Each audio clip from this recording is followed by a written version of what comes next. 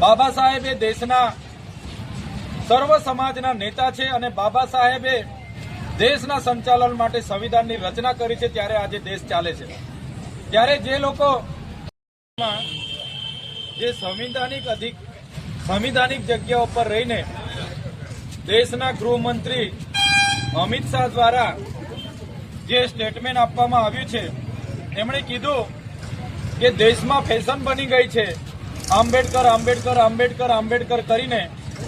એટલી વખત જો ભગવાનનું નામ લીધું હોય તો સાત પેઢી એમનો સ્વર્ગ મળી જાય, 7 પેઢી સુખી થઈ જાય જેવું વાહિયાત નિવેદન કર્યું છે, જેનો અમે સખત શબ્દોમાં વિરોધ કરીએ છીએ।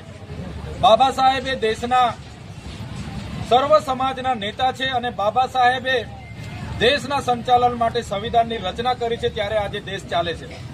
ત્યારે જે લોકો મનુસ્મૃતિથી આ દેશ ચલાવવાની વાત કરે છે, મનુવાદી વિચારધારાની વાત કરે છે, એમનો અમે સખત શબ્દોમાં વિરોધ કરીએ છીએ।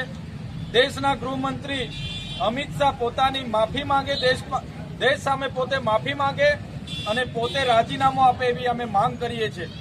સાથે સાથે આવનારા દિવસોમાં ગુજરાત સહિત સમગ્ર આદિવાસી વિસ્તાર અંબાજીથી ઉમરગામ સુધી જ્વલંત કાર્યક્રમો આપવામાં આવશે।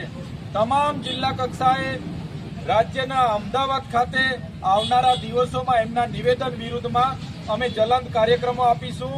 સાથે સાથે જ્યાં સુધી દેશના ગૃહમંત્રી જાહેરમાં આવીને માફી નહીં માંગશે ત્યાં સુધી સમગ્ર ગુજરાતમાં કાર્યક્રમો અમે યોજીશું। એમાં ધરણા થશે, પુતળા દહન થશે, રેલીઓ થશે, પદયાત્રાઓ થશે।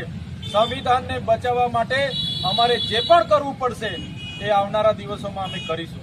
જય સંવિધાન, જય ભીમ, જય ભીમ।